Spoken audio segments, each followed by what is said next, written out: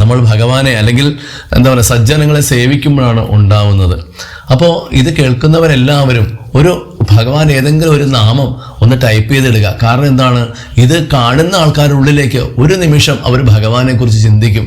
ജയ് ശ്രീരാമൻ, അല്ലെങ്കിൽ ജയ് സീതാരാമൻ, അല്ലെങ്കിൽ ജയ ഹനുമാൻ, എന്തെങ്കിലുമായിട്ട് ഹരേ രാമ ഹരേ കൃഷ്ണ, അപ്പം എന്തെങ്കിലുമായിട്ട് ഒരു നാമം ഇടുകയാണെങ്കിൽ അത് തീർച്ചയായിട്ടും അവരുടെ ഉള്ളിലേക്ക്, ഇത് കാണുന്ന ഈ കമൻറ്റ് വായിക്കുന്ന ആൾക്കാരുടെ ഉള്ളിലേക്ക് ഒരു നിമിഷം ഭഗവാനെ, ആ സ്വരൂപത്തിനെ നമുക്കായിട്ട് അവരുടെ ഉള്ളിലേക്ക് കൊടുക്കാൻ സാധിക്കും. അപ്പോൾ അതൊരു വലിയ പുണ്യമാണ്. നമുക്ക് മാത്രമല്ല, നമ്മുടെ എത്രയോ തലമുറയിലേക്ക് ഈ ഒരു പുണ്യം പകർന്നു വരുന്നുണ്ട്.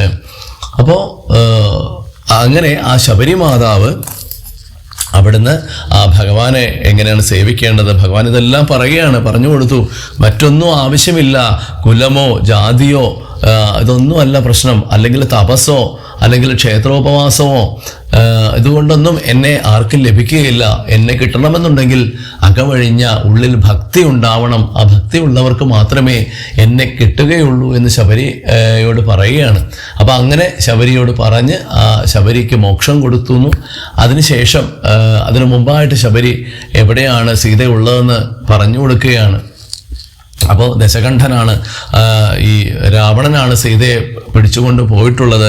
അശോകവനികയിൽ സീത ഇരിക്കുന്നുണ്ട് എന്നൊക്കെ പറഞ്ഞു. അങ്ങനെ രാമൻ അവിടുന്ന് കുറച്ച് പോകുമ്പോൾ അവിടുന്ന് ഋഷ്യമുഖാദ്രി ഉണ്ട്. അവിടെ ആ ഋഷ്യമുഖാജലത്തിൽ കവിശ്രേഷ്ഠനായിട്ടുള്ള സുഗ്രീവനുണ്ട്.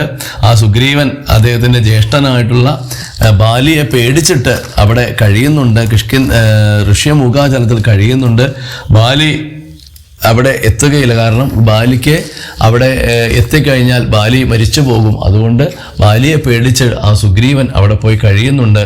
അതുകൊണ്ട് ആ സുഗ്രീവനോട് ചോദിക്കുകയാണെങ്കിൽ എന്തെങ്കിലും ഒരു വഴി തെളിഞ്ഞു കിട്ടും അങ്ങോട്ട് രാവണനിലേക്ക് എത്താൻ എന്നിങ്ങനെ പറഞ്ഞു കൊടുക്കുകയാണ്. അങ്ങനെ രാമനും ലക്ഷ്മണനുമായിട്ട് നടക്കുവാണ്. നടന്ന് അങ്ങനെ ആ ഋഷ്യമുഖാചലത്തിൻ്റെ ആ ഒരു ഭാഗത്തിലേക്ക് അതിൻ്റെ താഴ്വരയിലൂടെ നടക്കുമ്പോൾ അവിടെ ദൂരെ നിന്ന് നോക്കുമ്പോൾ സുഗ്രീവനും മന്ത്രിമാരും ഹനുമാൻ സ്വാമിയൊക്കെ ആയിട്ട് അങ്ങനെ നോക്കുമ്പോൾ അല്ലാതെ തേജസ്വികളായിട്ടുള്ള രണ്ട് ബാലകന്മാർ നടന്നു വരികയാണ്. രണ്ട് യുവ കോമളന്മാരായിട്ടുള്ള രണ്ട് ബാലകന്മാർ നടന്നു വരികയാണ്.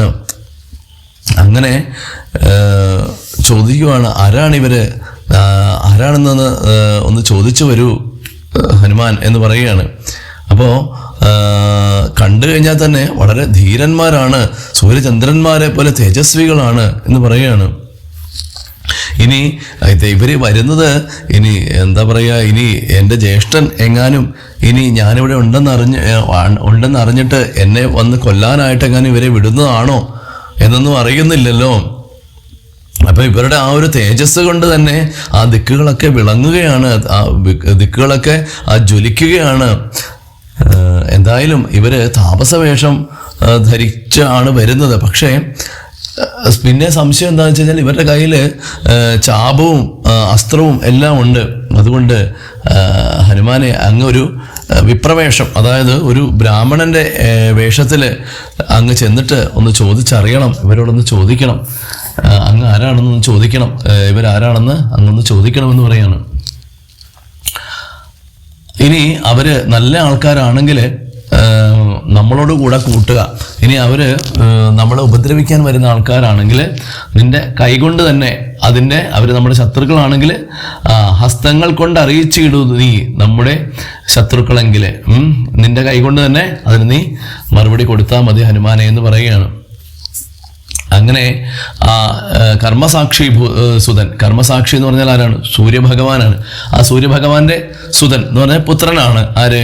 ആ സുഗ്രീവൻ. അപ്പൊ ആ സുഗ്രീവൻ എൻ്റെ വാക്കുകൾ കേട്ട് അങ്ങനെ അദ്ദേഹം ഹനുമാൻ സ്വാമി ഒരു ബ്രഹ്മചാരിയുടെ ബ്രാഹ്മണന്റെ വേഷത്തിലേക്ക് മാറി അങ്ങനെ വളരെ പെട്ടെന്ന് അവിടെ ചെന്നു. രാമലക്ഷ്മണന്മാരെ നമസ്കരിച്ചു. എന്നിട്ട് ചോദിക്കുകയാണ്, അങ്കജൻ തന്നെ ജയിച്ചൊരു കാന്തി പൂണ്ടിങ്ങനെ കാണാൻ നിങ്ങൾ ഇരുവരും ആരെന്നറിയയിൽ ആഗ്രഹമുണ്ടതു നേരെ പറയണം എന്നോട് സാധനം.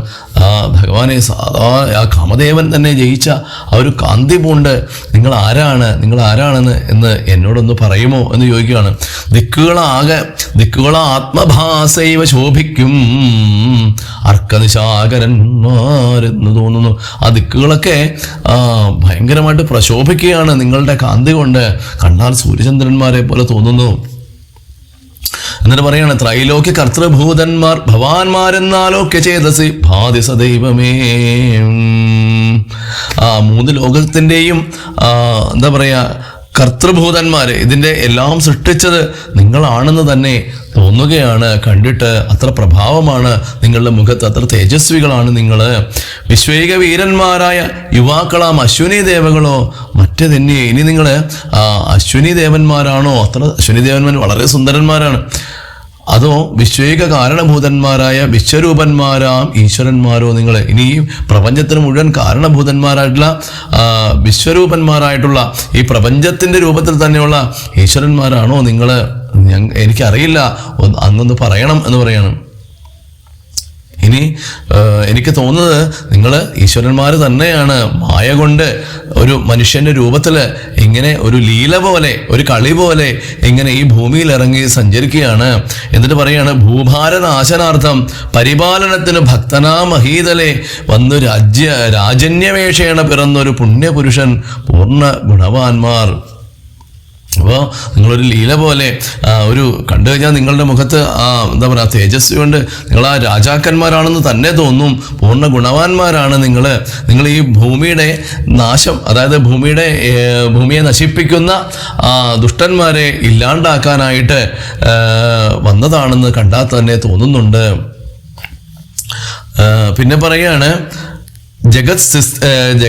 കർത്തും ജഗത് സ്ഥിതി സംഹാര സർഗങ്ങളാദ്യുദ്യതോ ലീലയാ നിത്യസ്വതന്ത്രന്മാർ മുക്തി നൽകും നരനാരായണന്മാരെന്നുൾത്താരിൽ ഇന്ന് തോന്നുന്നു നിരന്തരം. ഈ ജഗത്തിന്റെ സൃഷ്ടി സ്ഥിതി സംഹാരങ്ങള് ലീല പോലെ ചെയ്യുന്ന ആ ഭഗവാന്മാരാണ് നിങ്ങളെന്ന് തോന്നുന്നു. മാത്രമല്ല മുക്തി നൽകും നരനാരായണന്മാരെന്ന് നിങ്ങളെ കണ്ടു കഴിഞ്ഞാൽ ആ നരനാരായണന്മാരാണെന്നാണ് തോന്നുന്നത്. അങ്ങനെ ഓരോരോ രീതിയിലും നിങ്ങളെ കണ്ടിട്ട് അങ്ങനെയൊക്കെയാണ് തോന്നുന്നത്. അത്ര പ്രഭാവശാലികളാണ് നിങ്ങൾ, അത്ര ചൈതന്യമുണ്ട് നിങ്ങളുടെ കാന്തി കൊണ്ട് ഈ ദിക്ക് മുഴുവൻ ശോഭിക്കുകയാണ്. സൂര്യചന്ദ്രന്മാരാണെന്ന് തോന്നുകയാണ്. നിങ്ങളെ കണ്ടിട്ട് നരനാരായണന്മാരെ പോലെ തോന്നുന്നു. ആരാണ് നിങ്ങൾ? ദയവേത് അങ്ങ് പറഞ്ഞു തന്നാലും എന്ന് പറയാണ്.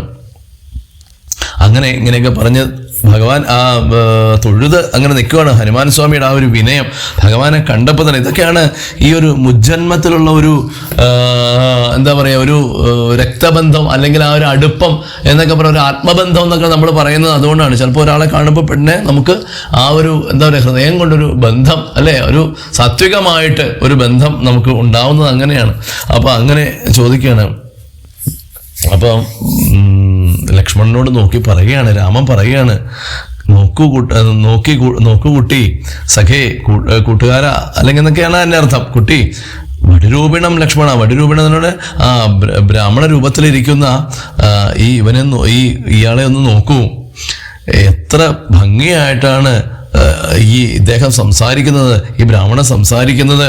ഒരവശബ്ദ വാക്ക് സംസാരത്തിൽ എങ്ങും വന്നിട്ടില്ല. കണ്ടാൽ നല്ല വൈയാകരണ നിർണയം, നല്ല എന്താ പറഞ്ഞ നല്ല വ്യാകരണ ശാസ്ത്രങ്ങളൊക്കെ പഠിച്ചിട്ടുള്ള ഒരു ബ്രാഹ്മണനാണെന്ന് തോന്നും. എന്നിട്ട് പറയാണ്, മാനവവീരന്മാർ അപ്പോൾ അരുൾ ചെയ്തു വാനരശ്രേഷ്ഠനെ നോക്കി ലഘുതരം. ഭഗവാൻ ലക്ഷ്മണനും കൂടി നോക്കിയിട്ട് എങ്ങനെ പറയുകയാണ്, രാമനെന്നുടെ നാമം ദശരഥ ഭൂമി ബാലേന്ദ്രതനയന്നിവൻ മമ സോദരനാകിയ ലക്ഷ്മണൻ കേൾക്ക നീ ജാതമോദം പരമാർത്ഥം മഹാമതേ. രാമനെന്നാണ് എൻ്റെ പേര്. ദശരഥൻ, ഈ ഭൂമി പാലേന്ദ്രനായിട്ടുള്ള ദശരഥന്റെ പുത്രനാണ് ഞാൻ. ഇവൻ എൻ്റെ സോദരനാണ്, എൻ്റെ ഭ്രാതാവാണ്, ലക്ഷ്മണൻ എന്നാണ് ഇവൻ്റെ പേര്. ഇനി ഞങ്ങൾ സത്യമെല്ലാം അങ്ങയോട് പറയാം എന്ന് പറയുകയാണ്. എൻ്റെ ഭാര്യ ജാനകി എന്നാണ് പേര്. ജാനകിയായ സീതയെന്നുണ്ടൊരു മാനിനി എന്നുടെ ഭാമിനി കൂടവേ താതനിയോഗേന കാനന സീമനീയാതന്മാരായി തപസ്സു ചെയ്തിടുവാൻ. ദണ്ഡകാരണ്യെ വസിക്കുന്ന നാളതി ചണ്ടനായൊരു നിശാചരൻ വന്നുടൻ ജാനകീ ദേവിയെ കട്ടുകൊണ്ടിടിനാൻ കാനനെ ഞങ്ങൾ തിരഞ്ഞു നടക്കുന്നു. എൻ്റെ ഭാര്യയുടെ പേര് സീത എന്നാണ്. ജനകന്റെ പുത്രിയാണ് അവള്. അങ്ങനെ താതനിയോഗേന എൻ്റെ അച്ഛന് വേണ്ടിയിട്ട് അച്ഛൻ്റെ നിയോഗത്താൽ കാനനത്തിലൂടെ ഞങ്ങൾ തപസ്സിനായിട്ട് വന്നിരിക്കുകയാണ്. ഒന്ന് ആലോചിച്ച് നോക്കണം. ഭഗവാന് എന്താണ് കാട്ടിൽ വന്നത് ലൗകികപരമായിട്ടുള്ളൊരു ജീവിതം അനുഭവിക്കാൻ വേണ്ടിയിട്ടല്ല അല്ലെ. ഭഗവാൻ ഇത് പല സ്ഥലങ്ങളിലും പറയുന്നുണ്ട് അല്ലേ. നമ്മളാണെങ്കിലോ കാട്ടിൽ വന്നു കഴിഞ്ഞാൽ അവിടെയും ലൗകികത, നാട്ടിലാണെങ്കിലും അവിടെയും ലൗകികത. ഭഗവാന്റെ ഒരു മഹിമയാണ്. ശ്രീരാമചന്ദ്ര മഹാപ്രഭുവിനെ ഒരു മഹിമയാണത്. അതുകൊണ്ടാണ് ഈ 8,32,000 64,000 8,62,000 വർഷം ഉണ്ടായിരുന്ന ദ്വാപരയുഗം, അതിനു മുമ്പ് 17 ലക്ഷം വർഷം ഉണ്ടായിരുന്ന ആ ഒരു ത്രേതായുഗത്തിൽ എഴുതിയ, ഇതിനു ശേഷം വീണ്ടും 5100 വർഷം കഴിഞ്ഞു കലിയുഗം. ഈ സമയവും രാമനെ കുറിച്ച് ചർച്ച ചെയ്യുന്നുണ്ടെങ്കിൽ അത് ആ രാമന്റെ മഹിമ കൊണ്ടാണ് അല്ലെ, രാമന്റെ ആ ഒരു ശ്രേഷ്ഠത കൊണ്ടാണ്, ആചാരങ്ങൾ കൊണ്ടാണ്. അപ്പോൾ രാമൻ ഇവിടെ വന്നിരിക്കുന്നത് പറയുകയാണ്, ഞാൻ തപസ് ചെയ്യാൻ വേണ്ടി ഞങ്ങൾ വന്നതാണ്. അപ്പോൾ അവിടെ ദണ്ഡകാരണ്യത്തിൽ വസിക്കുന്ന സമയത്ത് ഒരു ചണ്ടനായിട്ടുള്ള ഒരു നിശാചരൻ, ഒരു രാക്ഷസൻ വന്ന് ജാനകി ദേവിയെ കട്ടുകൊണ്ടിടിനാൻ. അങ്ങനെ ആ ജാനകി ദേവിയെ ഒരു രാക്ഷസൻ വന്ന് കട്ടുകൊണ്ടുപോയി. അങ്ങനെ കാനനത്തിലൂടെ ഞങ്ങള് തിരഞ്ഞു നടക്കുകയാണ്, ആ സീതയെ തിരഞ്ഞു നടക്കുകയാണ്.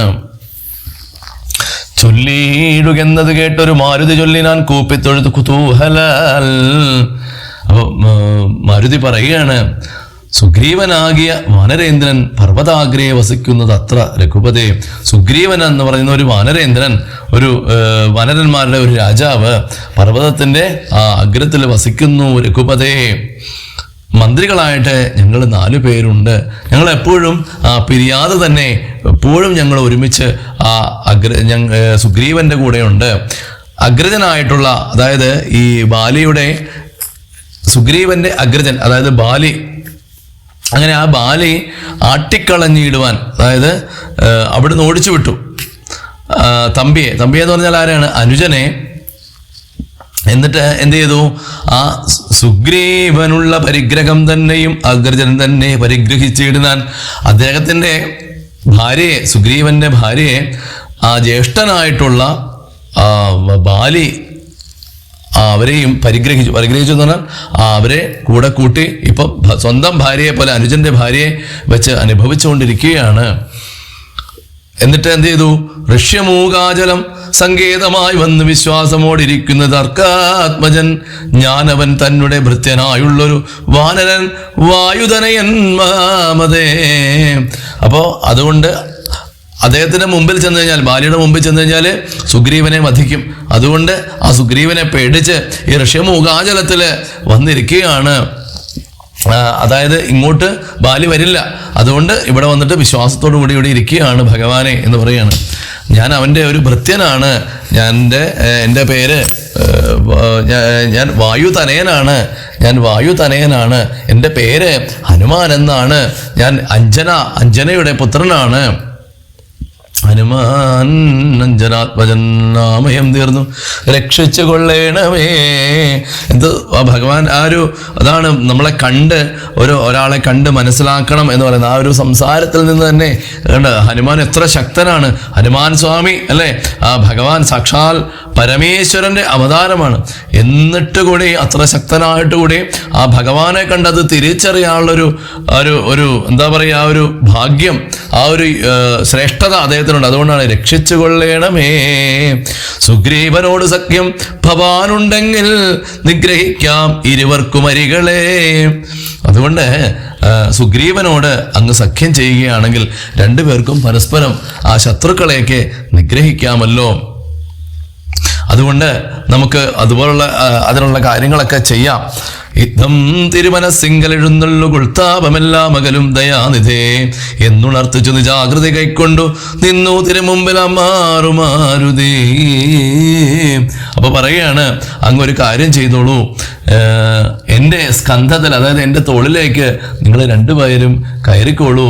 ഈ മലയുടെ മുകളിലേക്ക് ഞാൻ നിങ്ങളെ എടുത്തുകൊണ്ട് പോകാം. നിങ്ങൾ ഒത്തിരി ദൂരം നടന്ന് നിങ്ങളുടെ ഈ എന്താ പറയുക പൂ പോലുള്ള കാലുകളൊക്കെ വേദനിച്ചിട്ടുണ്ടാകും. അതുകൊണ്ട് എൻ്റെ ചുമലിലേക്ക് കയറിക്കോളൂ. ഞാൻ നിങ്ങളെ രണ്ടുപേരെയും എടുത്തുകൊണ്ട് അദ്ദേഹത്തിൻ്റെ ആ സുഗ്രീവന്റെ അടുത്തേക്ക് ഞാൻ നിങ്ങളെ കൊണ്ടുപോയിക്കോളാം. അപ്പോൾ അങ്ങനെ സുഗ്രീവന്റെ അടുത്തേക്ക് വരികയാണ്. ശ്രീരാമലക്ഷ്മണന്മാരെ കഴുത്തിൽ അമ്മാറങ്ങെടുത്തു നടന്നിതു മാരുതി സുഗ്രീവ സന്നിധോ കൊണ്ടു ചെന്നീടിനാൻ വ്യഗ്രം കളക നീ ഭാസ്കരനന്ദന ഭാഗ്യമഹോ ഭാഗ്യമോർത്തോളം എത്രയും ഭാസ്കര വംശസമുദ്ഭവന്മാരായ രാമനും ലക്ഷ്മണനാകും അനുജനും കാമദാനാർത്ഥം ഇവിടേക്കെഴുന്നള്ളി സുഗ്രീവനോട് ഈ വണ്ണം പറഞ്ഞ ദ്രീശ്വരാഗ്രേ മഹാതരുച്ഛായ തലേ തഥാ വിശ്വൈകനായകന്മാരാം കുമാരന്മാർ വിശ്രാന്ത ചേതസാ നിന്നരുളീടിനാൻ.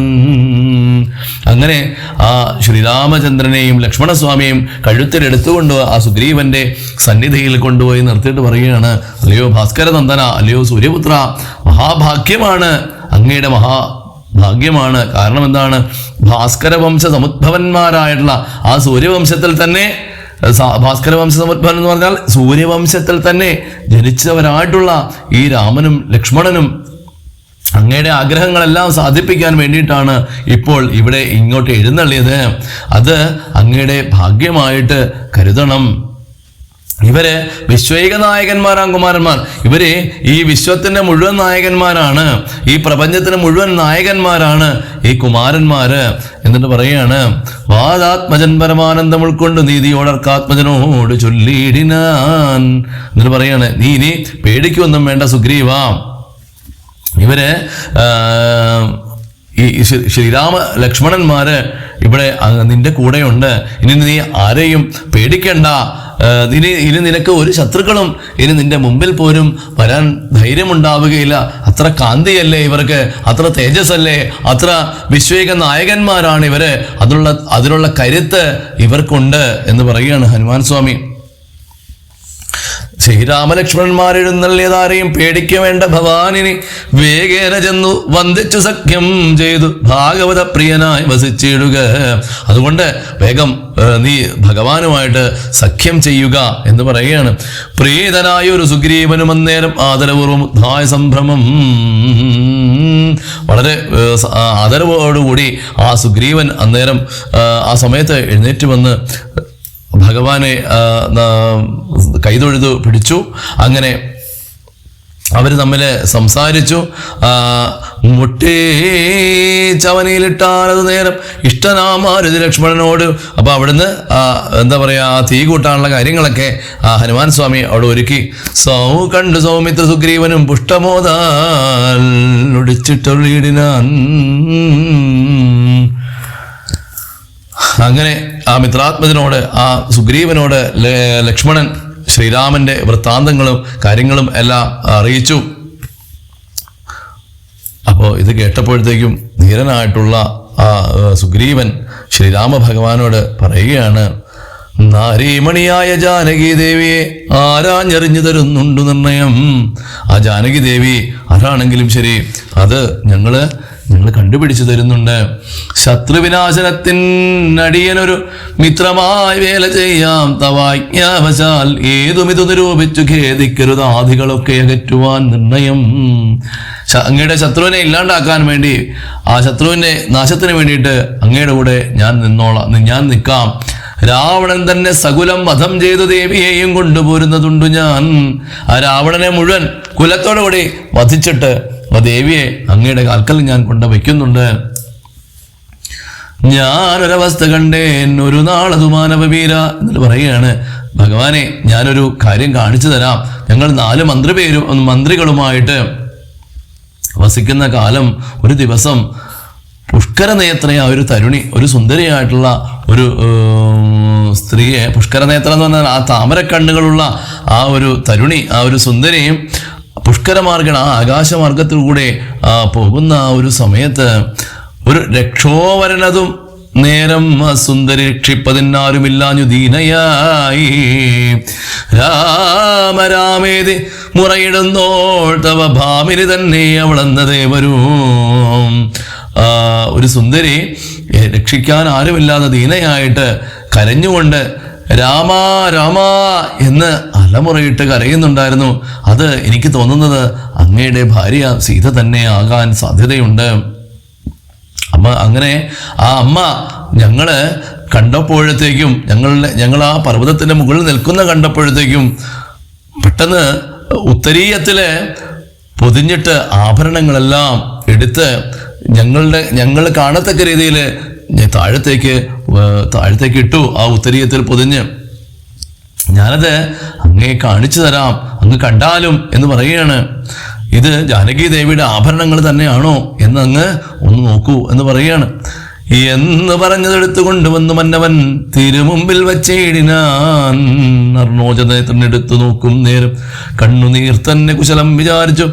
എന്നെ കണക്കെ പിരിഞ്ഞിതോ നിങ്ങളും തന്വങ്കിയാകിയ വൈദേഹിയോടയ്യോ സീതേ ജനകാത്മജേ മമ വല്ലഭേ നാഥേ നളിനതളായതലോചനേരോദനം ചെയ്തു വിഭൂഷണ സഞ്ജയം ആദിപൂർവം തിരുമാറിലുമൂർത്തിയും പ്രാകൃതന്മാരാം പുരുഷന്മാരെ പോലെ ലോകൈകനാഥൻ കരഞ്ഞു തുടങ്ങിനാൻ.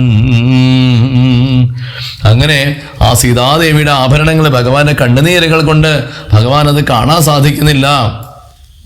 അപ്പോൾ ഇത് അധ്യാത്മരാമായണത്തിൽ ഇങ്ങനെയാണ് എഴുതിയിട്ടുള്ളത്.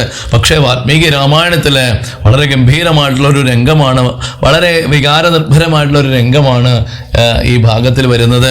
അതുകൂടി ഒന്ന് പറഞ്ഞു പോവാം. അപ്പോൾ സുഗ്രീവൻ വാൽമീകി രാമായണത്തിലെ സുഗ്രീവൻ സീതാദേവിയുടെ ആഭരണങ്ങൾ കൊണ്ട് രാമനെ കാണിക്കുമ്പോൾ രാമൻ പറയുകയാണ്, എനിക്ക് മാനസ വിഭ്രമം വന്നിരിക്കുകയാണ്, എനിക്കിപ്പോൾ ഒന്നും കണ്ടാലും മനസ്സിലാകുകയില്ല. അതുകൊണ്ട് ലക്ഷ്മണ നീ ഒന്ന് നോക്കിക്കേ ഇത് നിന്റെ ജ്യേഷ്ഠത്തി അമ്മയുടെ ആഭരണങ്ങളാണോ എന്ന് നീ ഒന്ന് നോക്കൂ എന്ന് പറയുകയാണ്. അപ്പോൾ ലക്ഷ്മണൻ നോക്കുമ്പോഴത്തേക്കും ലക്ഷ്മണന് ഇവിടെ തോൾവള കാണിക്കുന്നുണ്ട്, കൈവള കാണിക്കുന്നുണ്ട്, മാലകൾ കാണിക്കുന്നുണ്ട്, കമ്മൽ കാണിക്കുന്നുണ്ട്, മുക്കുത്തി കാണിക്കുന്നുണ്ട്, അതുപോലെ തന്നെ നെറ്റിച്ചുട്ടി കാണിക്കുന്നുണ്ട്. അപ്പോൾ ലക്ഷ്മണൻ നോക്കിയിട്ട് ലക്ഷ്മണന് അറിയില്ല ഇത് ആരുടെയെന്ന് ലക്ഷ്മണന് മനസ്സിലാകുന്നില്ല. അപ്പോഴാണ് നോക്കിയപ്പോൾ തൻ്റെ അമ്മയുടെ ആ ജ്യേഷ്ഠത്തി അമ്മയുടെ പാദങ്ങളിൽ അണിയുന്ന ആ ഒരു പാദസ്വരം കണ്ടത്. അപ്പൊ പറയുകയാണ്, ഞാനറിയാ കൈവളകൾ, ഞാനറിയാ തോൾവളകൾ, ഞാനറിയാ നൂപുരങ്ങളിൽ, ഞാൻ ഈ കമ്മല് കണ്ടിട്ടില്ല, ഞാൻ ഈ കുണ്ടലങ്ങൾ കണ്ടിട്ടില്ല, ഞാൻ ഈ മാലകൾ കണ്ടിട്ടില്ല. പക്ഷേ ഒന്നേ ഞാൻ കണ്ടിട്ടുള്ളൂ, എൻ്റെ അമ്മയുടെ കാലിൽ നിത്യവും ഞാൻ പാദനമസ്കാരം ചെയ്യുമ്പോൾ അമ്മയുടെ പാദങ്ങളിൽ അണിഞ്ഞിട്ടുള്ള ഈ ഒരു പാദസ്വരം ഞാൻ കണ്ടിട്ടുണ്ട്. ഇത് തീർച്ചയായിട്ടും ഇത് അമ്മയുടെ തന്നെയാണ്, ഇതെൻ്റെ ജ്യേഷ്ഠത്തെ അമ്മയുടെ തന്നെയാണ് എന്ന് ലക്ഷ്മണൻ ഉറപ്പിച്ച് പറയുകയാണ്. നമ്മളൊന്ന് നോക്കണം, ലക്ഷ്മണസ്വാമിക്ക് തൻ്റെ ജ്യേഷ്ഠത്തി അമ്മയോട് അദ്ദേഹം ജ്യേഷ്ഠത്തി അമ്മയായിട്ട് പോലും അല്ല, സ്വന്തം അമ്മ എന്നുള്ള രീതിയിൽ തന്നെയാണ് അദ്ദേഹം കരുതുന്നത്. അപ്പോൾ അതാണ് അദ്ദേഹത്തിന്, അങ്ങനെയാണ് സൗമിത്രിയെ വളർത്തിക്കൊണ്ടുവന്നത് അല്ലെ. അതുകൊണ്ടാണ് സുമിത്രയുടെ പുത്രനായതുകൊണ്ടാണ് സൗമിത്രി എന്ന് വിളിക്കുന്നത്. അത്ര മഹിമയായിട്ടൊരു സ്ത്രീയാണ് ലക്ഷ്മണനെ വളർത്തിയത്. ആ അമ്മ ലക്ഷ്മണന് കൊടുത്ത ഉപദേശം നമ്മൾ കേട്ടതാണ് അല്ലെ, ഇതിനു മുമ്പ് നമ്മൾ കേട്ടിട്ടുണ്ട് അല്ലെ. എന്താണ് പറഞ്ഞത്? നീയെ അച്ഛനെ പോലെ കാണണം. ആരെ? രാമനെ. ദശരഥന്റെ സ്ഥാനത്ത് കാണണം. ആരെ? രാമനെ കാണണം. നിന്റെ അച്ഛൻ്റെ സ്ഥാനമാണ് രാമന്, ദശരഥന്റെ സ്ഥാനമാണ് രാമനുള്ളത്. അതുപോലെ തന്നെ ജനകാത്മജയെ, സീതയെ ആരെ പോലെ കാണണം? എന്നെ പോലെ കാണണം. മാം വിദ്ധിം ജനകാത്മജാം അല്ലെ. എന്നെ കാണുമ്പോൾ, സീതയെ കാണുമ്പോൾ ഞാനാണെന്ന് തോന്നണം, നിന്റെ അമ്മയാണെന്ന് തോന്നണം അല്ലെ. ഗച്ഛതാത അയോധ്യാം അടവിം വിദ്ധിയും, അയോധ്യയെ അടവിയെ കാണും, അതായത് ഈ കാടിനെ കാണുമ്പോൾ എന്തായിട്ട് തോന്നണം? ഇത് അയോധ്യയാണെന്ന് തോന്നണം. ഗച്ഛതാത യഥാസുഖം, അങ്ങനെയാണെങ്കിൽ സുഖമായിട്ട് പോയി വരൂ എന്നാണ് പറയുന്നത്. രാമം ദശരഥം വിദ്ധിം മാം വിദ്ധിം ജനകാത്മജാം അയോധ്യാം അടവിം വിദ്ധിം ഗച്ഛതാത യഥാസുഖം അല്ലെ. എന്നെ ആരെ പോലെ കാണണം? സീതയെ ആരെ പോലെ കാണണം? എന്നെ പോലെ, നിന്റെ അമ്മയെ പോലെ കാണണം അല്ലേ? ആ ലക്ഷ്മണൻ എന്താ പറയാ, ആ ഒരു യൗവന കാലത്തിലും ആ ഒരു തൻ്റെ അമ്മയെ പോലെ, അമ്മ തന്നെ സീത എന്നുള്ള രീതിയിലാണ് കണ്ടിട്ടുള്ളത്. അതുകൊണ്ടാണ് പറഞ്ഞത്, ഞാൻ അറിയാ തോൾവളകൾ, ഞാൻ അറിയാ കുണ്ടലങ്ങൾ, ഇത് ഞാൻ ഒന്നേ കണ്ടിട്ടുള്ളൂ, ഇത് അമ്മയുടെ ആ ചിലങ്കകളാണ്, അമ്മയുടെ പാദസ്വരമാണ് ഇത്. അതാ ആ ലക്ഷ്മണനെ ആ അമ്മ വളർത്തിയതിനൊരു മഹിമ ഒന്ന് ആലോചിച്ച് നോക്കൂ. അപ്പൊ അങ്ങനെ വാൽമീകി രാമായണത്തില് അതാണ് മൂലം. അപ്പൊ വാൽമീകി എഴുതിയിട്ടുള്ളതാണ്. ലക്ഷ്മണന്റെ ആ ഒരു വാക്കുകൾ നമ്മുടെ ഹൃദയത്തിൽ എന്നും ഉണ്ടാവേണ്ടതാണ്. അപ്പോ നമ്മുടെ രാമായണത്തില് ഈ അധ്യാത്മരാമായണം കിളിപ്പാട്ടിൽ എഴുതിയിരിക്കുന്നത് രാമൻ ഇത് കണ്ടു. അങ്ങനെ രാമൻ ഇത് കണ്ടപ്പോൾ വളരെ ദുഃഖിച്ചുകൊണ്ട് സീതേ ജനകാത്മജേ എന്ന് വിളിച്ചുകൊണ്ട് കരയുന്ന ഒരു രംഗമാണ്. അപ്പോൾ ഇത് കേട്ടപ്പോഴത്തേക്കും ആ മർക്കട ശ്രേഷ്ഠൻ പറയുകയാണ്, അങ്ങ് വിഷമിക്കേണ്ട, സീതാദേവിയെ അപഹരിച്ചു കൊണ്ടുപോയ ആ രാക്ഷസനെ ഞാൻ വധിച്ച് അങ്ങേക്ക് കൊണ്ടുതരാം എന്നൊക്കെ പറയുകയാണ്.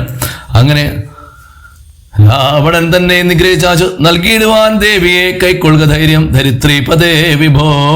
അപ്പോഴും ഇവിടെ സുഗ്രീവൻ രാമനെ ഒരു സാധാരണ മനുഷ്യനായിട്ട് തന്നെയാണ് കാണുന്നത്. ഇവിടെ രാമനും അങ്ങനെ തന്നെയാണ്, ഇവിടെ അഭിനയമാണ് അല്ലേ? രാമനെ അറിയാം, രാമന് ഇതൊക്കെ ഒരു സാധാരണ മനുഷ്യൻ എന്നുള്ള രീതിയിൽ, ലൗകികനായിട്ടുള്ള ഒരു മനുഷ്യൻ എന്നുള്ള രീതിയിൽ രാമനിവിടെ അഭിനയിക്കുകയാണ്, ഗംഭീരമായിട്ട് രാമനിവിടെ അഭിനയിക്കുകയാണ്. അപ്പോൾ പറയുകയാണ്, അങ്ങ് വിഷമിക്കേണ്ട, അങ്ങ് കരയണ്ട, ഞാൻ രാവണനെ നിഗ്രഹിച്ചിട്ട് സീതയെ അങ്ങേക്ക് കൊണ്ടുതരാം എന്ന് ഇവിടെ പറയുകയാണ്. ലക്ഷ്മണ സുഗ്രീവ വാക്കുകൾ ഇങ്ങനെ തൽക്ഷണം കേട്ടു ദശരഥ പുത്രനും ദുഃഖവും ഒട്ടു ചുരുക്കി മരുവിനാൻ മർക്കട ശ്രേഷ്ഠനാ മാരുതി അന്നേരം. അങ്ങനെ ആ ദുഃഖമൊക്കെ ഒരുവിധം ഒന്ന് ശമിച്ചപ്പോൾ ആ മർക്കട ശ്രേഷ്ഠനായിട്ടുള്ള ആ മാരുതി ഉടനെ അഗ്നിയൊക്കെ ജ്വലിപ്പിച്ചു. അങ്ങനെ ശുഭമായിട്ടുള്ള ഒരു ലഗ്നമൊക്കെ നോക്കി പരസ്പരം സഖ്യം ചെയ്തു. എന്താണ് സഖ്യന്? സിദ്ധിക്കുമെന്നുറച്ചാത്മഖേദം കളഞ്ഞുത്തുംഗമായ ശൈലാഗ്ര മരുവിനാൻ വാലിയും താനും പിണക്കമുണ്ടായതിൻ മൂലമെല്ലാം ഉണർത്തിച്ചെറുളിയിടിനാൻ. അങ്ങനെ പരസ്പരം സഖ്യം ചെയ്തത് എന്താണ്? സുഗ്രീവൻ സീതയെ വീണ്ടെടുക്കാനായിട്ട് സുഗ്രീവന്റെ സേനയെ മുഴുവൻ, കവി നായകന്മാരെ മുഴുവനും വാനരന്മാരെ മുഴുവൻ സീതാന്വേഷണത്തിന് വേണ്ടിയിട്ട് ഉപയോഗിച്ച് ആ രാവണനെ വധിച്ച് സീതയെ വീണ്ടെടുത്തുകൊള്ളാം എന്ന് സുഗ്രീവനും, അതുപോലെ തന്നെ അദ്ദേഹത്തിന് ശത്രുവായിട്ടുള്ള ബാലിയെ വധിച്ചു കൊള്ളാം എന്ന്, വധിച്ച് അദ്ദേഹത്തിനെ കിഷ്കിന്ധയുടെ രാജാവാക്കാം എന്ന് ശ്രീരാമചന്ദ്രനും പരസ്പരം അഗ്നിസാക്ഷിയായിട്ട് സഖ്യം ചെയ്തു. ഇനി അവർ തമ്മിലുള്ള വിരോധ കാരണം പറയുകയാണ്. ഈ ബാലിയും സുഗ്രീവനും തമ്മിൽ വിരോധമുണ്ടാകാനുള്ള ഒരു കാരണം എന്താണെന്ന് പറയുകയാണ്. അത് പണ്ട് മായാവി എന്നൊരു അസുരേശ്വരൻ ഉണ്ടായിരുന്നു. മയൻ തന്നോട്, അതായത് ഈ മയന്റെ പുത്രനാണ്. അപ്പോൾ അവനിങ്ങനെ ഭയങ്കര കൈത്തരിപ്പ് തീർക്കാനായിട്ട് ഭയങ്കര യുദ്ധ കൊതിയനായിരുന്നു. അങ്ങനെ ആ കൈത്തരിപ്പ് തീർക്കാനായിട്ട് യുദ്ധത്തിന് ആരുമില്ലാഞ്ഞ് മതിച്ചവൻ ഉദ്ധതനായി നടന്നിരുന്ന ദശാന്തരെ അങ്ങനെ കിഷ്കിന്ധ പുരിയുടെ അടുത്ത് വന്നു. അപ്പോഴാണ് മർക്കടാധീശ്വരനാകിയ ബാലിയെ യുദ്ധത്തിനായി വിളിക്കുന്നത്. അപ്പോൾ അങ്ങനെ ആ ബാലിയെ യുദ്ധത്തിനായിട്ട് വിളിച്ചു. അപ്പൊ ബാലിയാണെങ്കിൽ ഇങ്ങനെ ആരെങ്കിലും യുദ്ധത്തിന് വിളിക്കണേന്ന് പറഞ്ഞ് നോക്കിയിരിക്കുന്ന ആളാണ് ബാലി. ബാലി ഇത് കേൾക്കേണ്ട താമസം ബാലി യുദ്ധത്തിനായിട്ട് പുറപ്പെട്ടു. അങ്ങനെ ബാലി എന്ത് ചെയ്തു? അവര് തമ്മിൽ ഘോരമായിട്ടുള്ള യുദ്ധമായി. അങ്ങനെ യുദ്ധം ചെയ്തു. അവസാനം എന്ത് ചെയ്തു? ഈ എന്താ പറയുക, യുദ്ധത്തിന് വിളിക്കാമെന്ന ആ മായാവിയായിട്ടുള്ള ഒരു അസുരേശ്വരൻ എന്ത് ചെയ്തു? ഇയാൾ ഓടാൻ തുടങ്ങുകയാണ്. അങ്ങനെ ഓടി ഓടി ബാലി എൻ്റെ പുറകെ ഓടി. അങ്ങനെ പുറകെ ഓടി ഒരു ഗുഹയുടെ ഈ അസുരൻ കയറി ഒളിക്കുകയും, അപ്പോൾ പറഞ്ഞു സുഗ്രീവനെയും വിളിച്ചു. അങ്ങനെ സുഗ്രീവനും പുറകെ പോയി. അപ്പോൾ പറയുകയാണ്, ഞാനതിൻ പൊക്കിവൻ തന്നെ ഒടുക്കുവാൻ നൂനം വിലദ്വാരി നിൽക്ക നീ നിർഭയം. അതായത് ഈ ഗുഹയുടെ വാതിക്കല് നീ നിൽക്കണം, ഞാനിവനെ വധിച്ചതിന് ശേഷമേ പുറത്തേക്ക് വരികയുള്ളൂ എന്ന് പറയാണ്. എന്നിട്ട് പറയാണ്, ക്ഷീരം മരികിൽ അസുരൻ മരിച്ചിടും. പാലാണ് പുറത്തേക്ക് ഒഴുകി വരുന്നെങ്കിൽ അത് അസുരനാണ് മരിച്ചിട്ടുള്ളത്. ചോര വരികിൽ അടച്ചുപോയി വാഴുക നീ. ചോരയാണ് വരുന്നെങ്കിൽ നീ ഇത് അടച്ചേക്കണം. കാരണം എന്താണ്? അപ്പോൾ ബാലിയായിരിക്കും, അതായത് നിന്റെ ജ്യേഷ്ഠനായിരിക്കും മരിച്ചിട്ടുണ്ടാവുക. അപ്പോൾ നീ എന്ത് ചെയ്യണം? ഈ വാതിലടച്ചിട്ട് പോകണം. അപ്പോൾ എന്ത് ചെയ്യും? വാതിലടച്ചിട്ട് പോയി കഴിഞ്ഞാൽ ഈ അസുരൻ അതിൻ്റെ അകത്ത് കിടന്ന് തന്നെ മരിച്ചു പോകും അല്ലേ? അപ്പോൾ അതുകൊണ്ട് അങ്ങനെ ചെയ്യണമെന്ന് പറഞ്ഞു. അങ്ങനെ ഇവർ അകത്തേക്ക് കയറിപ്പോയി കുറേ ദിവസമായിട്ടും കാണുന്നില്ല. അങ്ങനെ പക്ഷെ ബാലിയും ഈ അസുരനുമായിട്ടുള്ള യുദ്ധം അവിടെ തുടർന്നുകൊണ്ടേ ഇരിക്കുകയാണ്. അങ്ങനെ കുറച്ച് കാലങ്ങൾ കഴിഞ്ഞുപോയി. അപ്പോഴും ഇവിടെ പാപം ഈ സുഗ്രീവന് പുറത്ത് കാവൽ നിൽക്കുകയാണ് തൻ്റെ ജ്യേഷ്ഠന് വേണ്ടിയിട്ട്. അപ്പോഴാണ്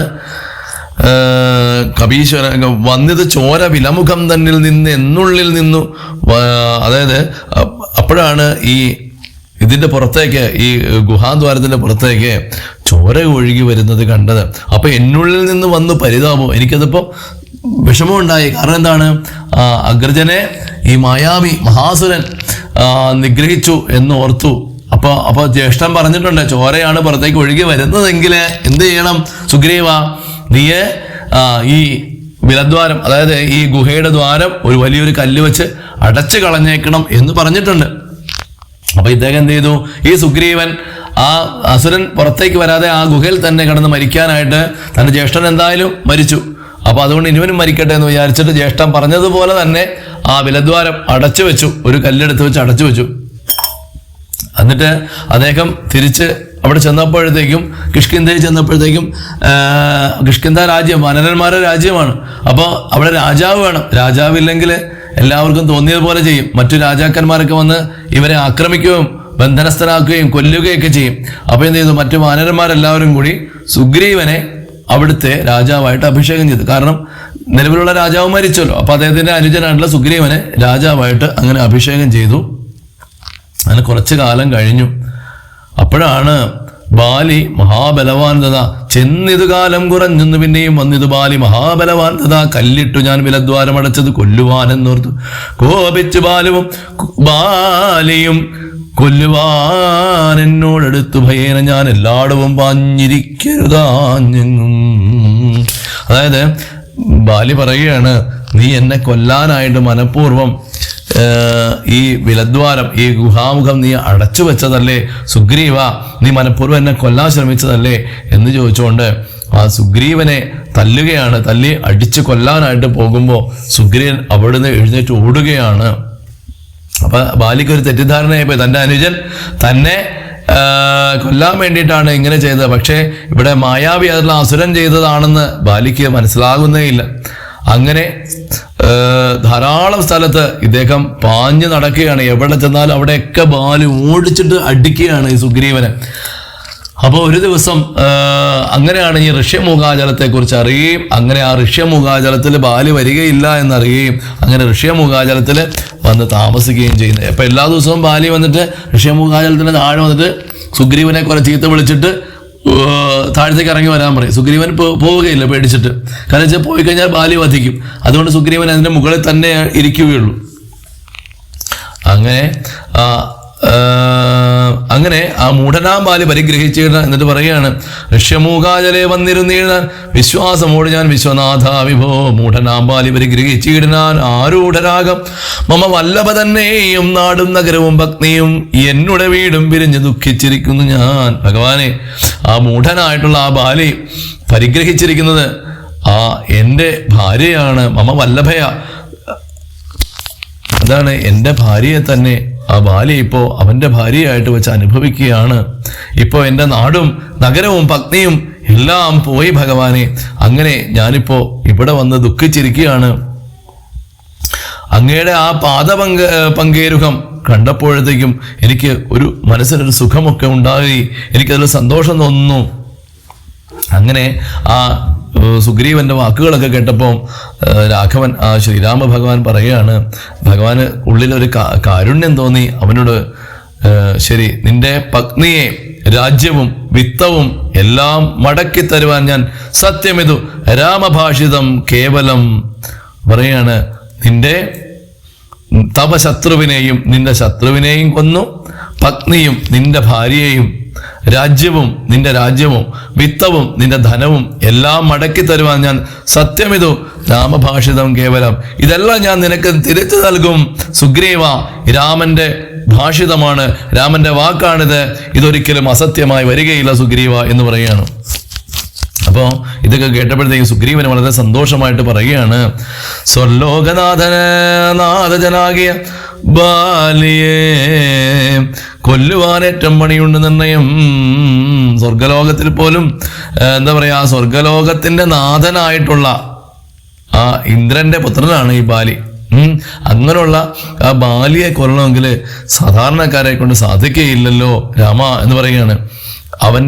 അവനോളം ബലം അത്രയും ബലശാലിയാണ്, അവനോളം ബലം ഒരു മനുഷ്യർക്കും ഈ ഭൂമിയിൽ ഇല്ല എന്ന് പറയുകയാണ്. ഞാൻ ഈ ബാലിയുടെ കുറച്ച് അവൻ്റെ കൈകളുടെ ഒരു പരാക്രമ ശക്തി എന്താണെന്ന് ഞാൻ പറഞ്ഞു തരാം. പണ്ട് ദുന്ദുഭിയാകും മഹാസുരൻ, ദുന്ദുഭി എന്ന് പറയുന്ന ഒരു അസുരനുണ്ടായിരുന്നു. അപ്പോൾ ഈ ദുന്ദുഭി വന്നിട്ട് കിഷ്കിന്ധാപുരദ്വാരി, കിഷ്കിന്ധയുടെ പുറത്ത് വന്നിട്ട് ഒരു മഹിഷിയുടെ വേഷത്തിൽ യുദ്ധത്തിനായി വിളിച്ചു. അപ്പോൾ ഇത് കേട്ടപ്പോൾ ക്രുദ്ധനായിട്ടുള്ള ബാലി ചെന്നിട്ട് ശൃംഗം പിടിച്ചു പതിപ്പിച്ചു ഭൂമിയിൽ ഭംഗം വരുത്തി ചവിട്ടി പറിച്ചുടൽ ഉത്തമാംഗത്തെ ചുഴറ്റിയെറിഞ്ഞിതു രക്തവും വീണു മതങ്കാശ്രമസ്ഥലെ. ബാലി ഇത്രയും ശക്തനായിട്ടുള്ള ബാലിയുടെ അടുക്കലൊക്കെ വന്നിട്ട് ഇങ്ങനെ യുദ്ധത്തിനൊക്കെ വിളിച്ചു കഴിഞ്ഞാൽ ബാലി ഒന്ന് വെറുതെ ഇരിക്കുവോ? ഇല്ല. അപ്പൊ അങ്ങനെ പോരയ്ക്ക് ദേവേന്ദ്രന്റെ പുത്രനായിട്ടുള്ള ആണ് ബാലി, അത്ര ശക്തനാണ്. അപ്പൊ എന്ത് ചെയ്തു, ആ ബാലി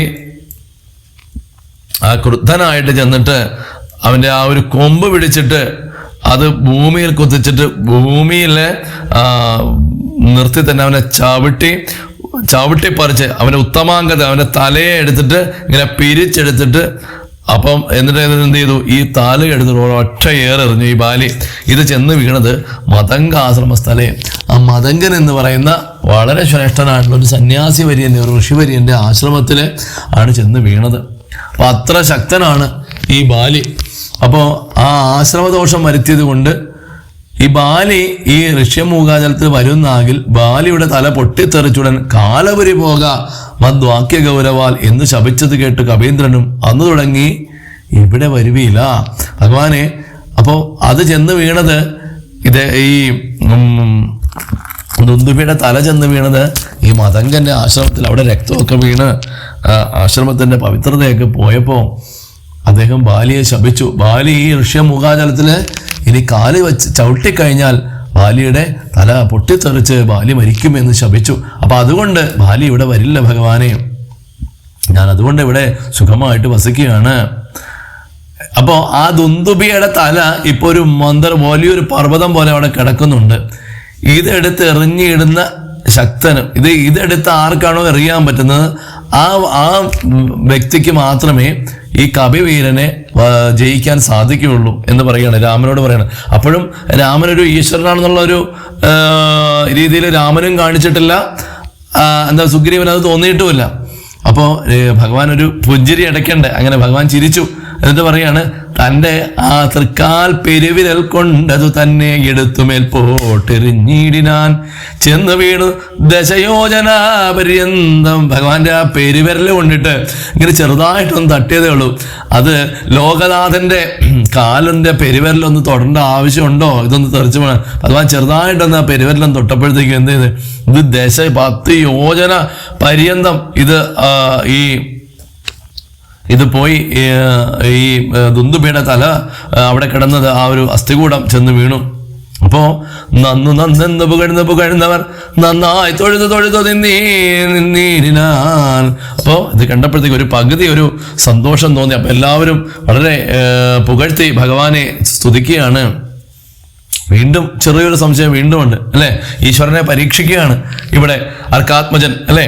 മന്നവ സപ്തസാലങ്ങളിവയല്ലോ, ഇത് സപ്തസാലങ്ങളാണ്, ബാലിക്ക് മൽപ്പിടിച്ച് ഇടാനുള്ള സാലങ്ങളാണ് ഇവ 7 ഉണ്ട്.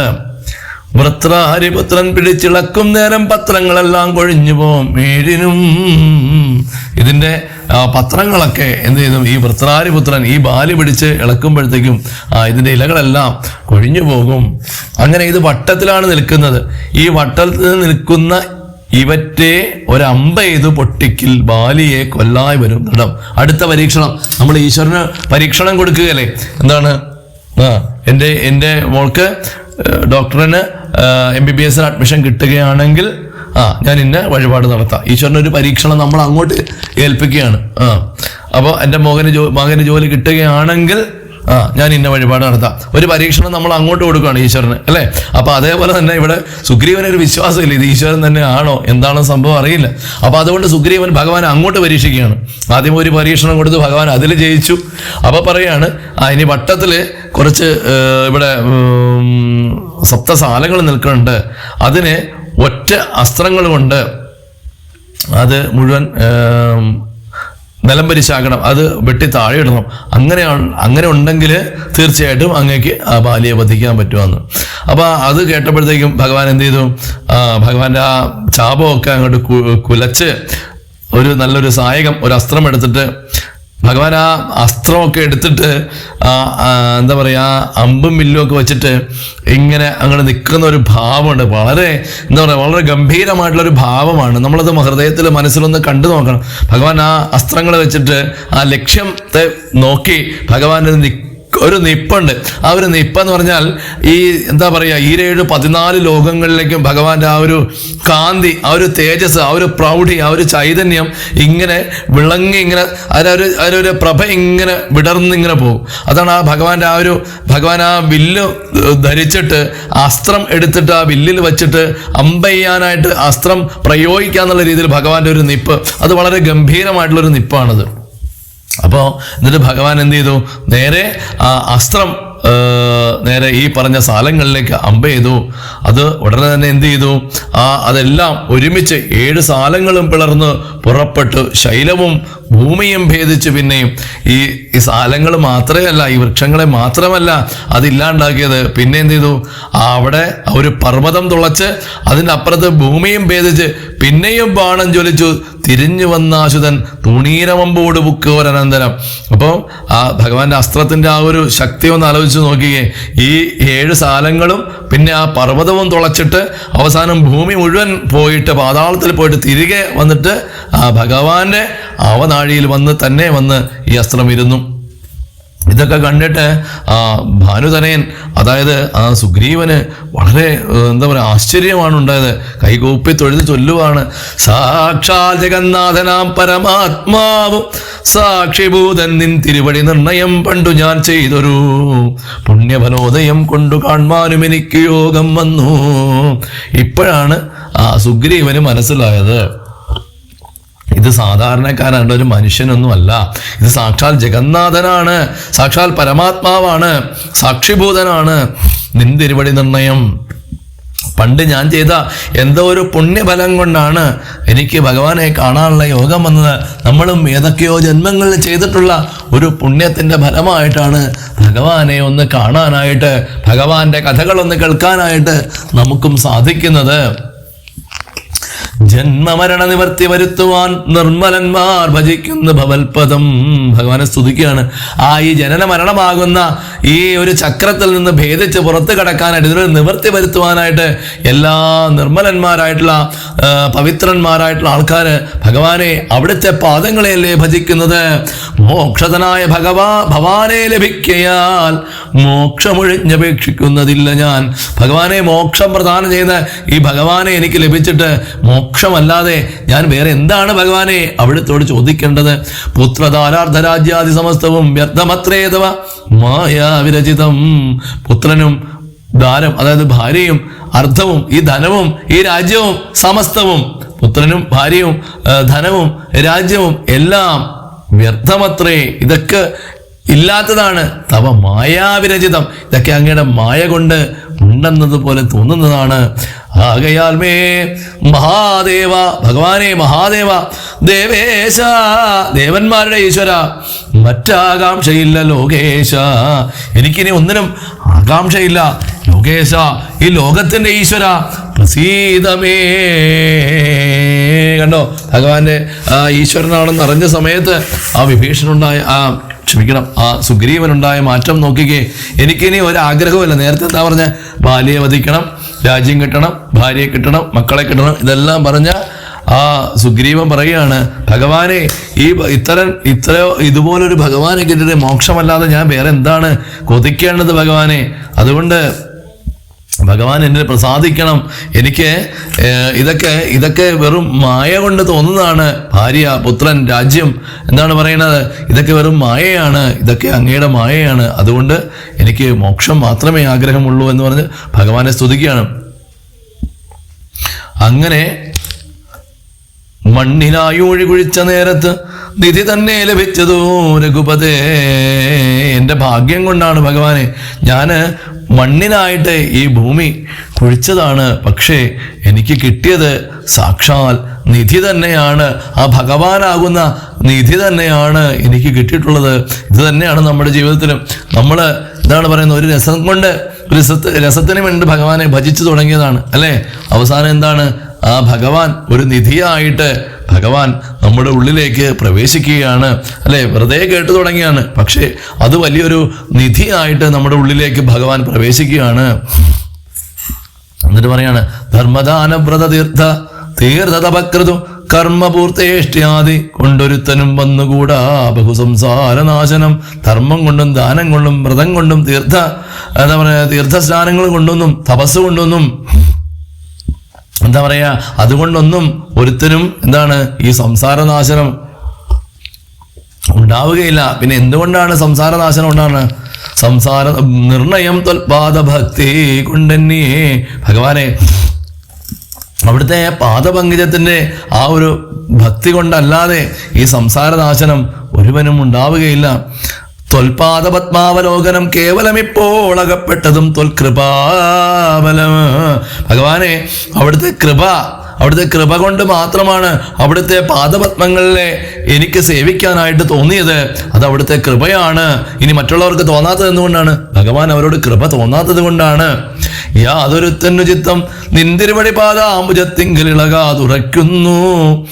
ആരുടെയെങ്കിലും മനസ്സ് അങ്ങയുടെ പാദാംബുജത്തിൽ, ആ അങ്ങയുടെ പാദമാകുന്ന താമരയിൽ ഇളകാതെ ഉറയ്ക്കുകയാണെങ്കിൽ കാൽ ക്ഷണം പോലും എന്നാകിലവൻ തനിക്കൊക്കെ നീങ്ങിടും അജ്ഞാനമനർദ്ധതം.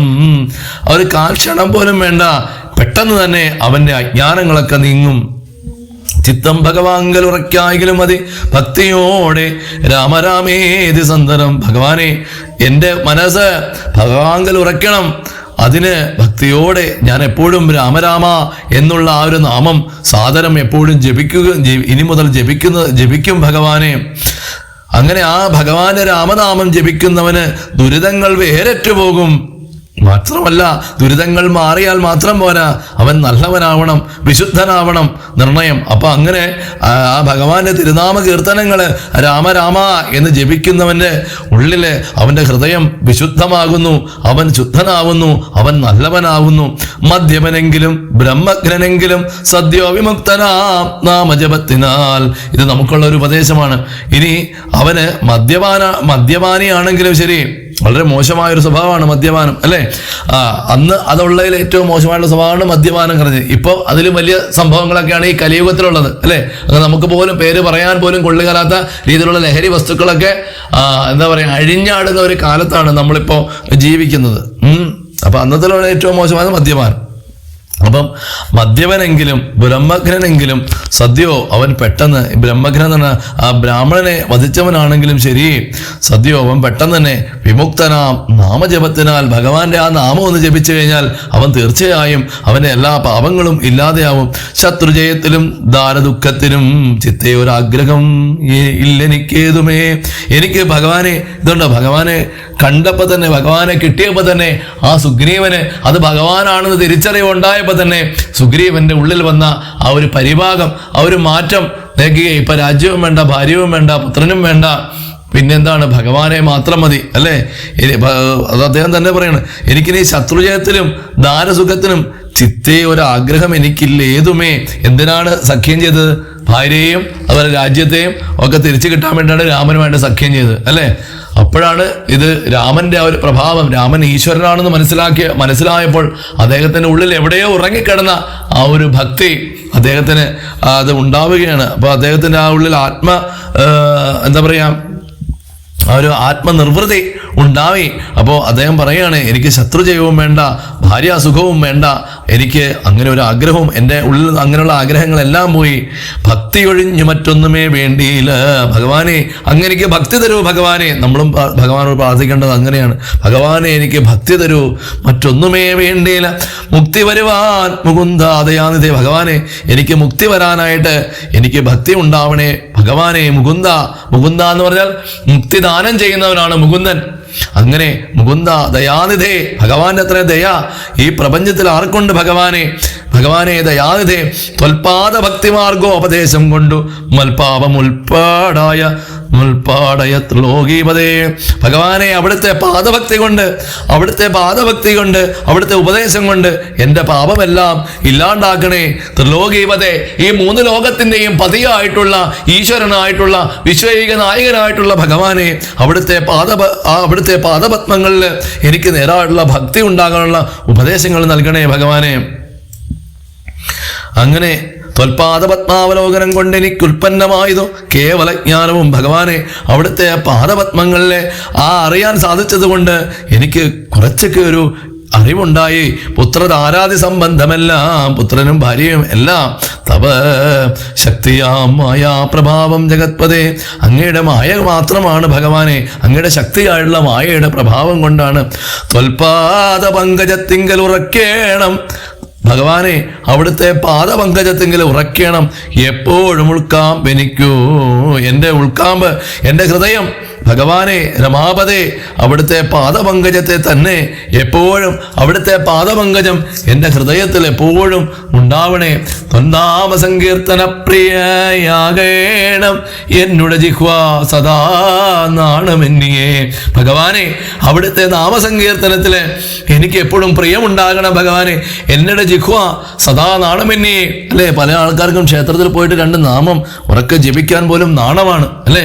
ഇപ്പൊ ഇവിടെ സുഗ്രീവൻ പറയുകയാണ്, ഭഗവാനെ എനിക്ക് നാണമില്ലാതെ എൻ്റെ ജിഹ്വ കൊണ്ട്, എൻ്റെ നാവ് കൊണ്ട് ഭഗവാനെ അവിടുത്തെ നാമസങ്കീർത്തനം എനിക്ക് ചെയ്യാൻ കഴിയണമേ ഭഗവാനെ. ത്വച്ചരണാംബോരുഹങ്ങളിൽ അപ്പോഴും എപ്പോഴും അർച്ചന ചെയ്യായി വരിക കരങ്ങളാൽ. ഭഗവാനെ നമ്മൾ പ്രാർത്ഥിക്കേണ്ടതാണ്, എൻ്റെ നാവ് കൊണ്ട് ഭഗവാനെ അവിടുത്തെ നാമസങ്കീർത്തനം ചെയ്യാൻ കഴിയണമേ. പലരും പ്രാർത്ഥിക്കുന്നത് എൻ്റെ നാവ് കൊണ്ട് വല്ലവരുടെയും കുറ്റം പറയാൻ കഴിയണേ എന്നുള്ളതാണ് അല്ലേ. ഇവിടെ സുഗ്രീവൻ പ്രാർത്ഥിക്കുകയാണ്, അവിടുത്തെ എൻ്റെ നാവ് കൊണ്ട് അവിടുത്തെ നാമസങ്കീർത്തനങ്ങൾ ചെയ്യാൻ കഴിയണേ. മാത്രമോ ചരണാംബോരുഹങ്ങളിൽ ഭഗവാനെ അവിടുത്തെ ആ ചരണങ്ങളില്, അവിടുത്തെ ചരണമാകുന്ന അംബോരുഹത്തില്, ആ താമരപ്പൂവില് എനിക്ക് അർച്ചനം ചെയ്യാൻ വരിക കരങ്ങളാൽ. എൻ്റെ കൈയ്യ് ഭഗവാനെ അവിടുത്തെ തൃച്ചരണങ്ങളില് ഭഗവാനെ എനിക്ക് അവിടുത്തെ കരങ്ങളില് എനിക്ക് അർച്ചന ചെയ്യാനുള്ള ഭാഗ്യം എനിക്ക് അവിടുന്ന് തരണമേ ഭഗവാനെ. നിന്നുടെ ചാരുരൂപങ്ങൾ കാണായി വരിക എന്നുടെ കണ്ണുകൾ കൊണ്ടു നിരന്തരം.